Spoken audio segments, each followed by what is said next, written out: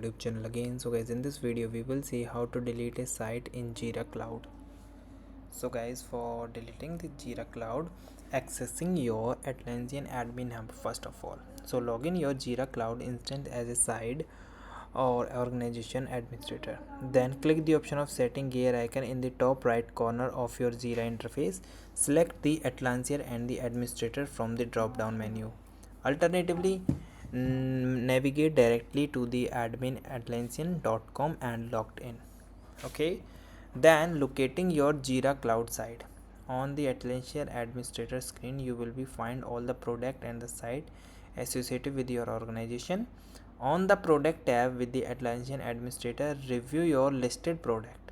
Find the specified Jira Cloud site to your intent to delete from the list. Click the three dotted places icon next to the site name. Select the deleted site from the opposite that appear. Okay, then initiating permanent site deletion.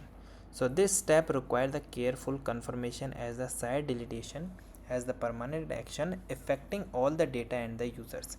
Carefully read through the warning regarding data loss or the permanences.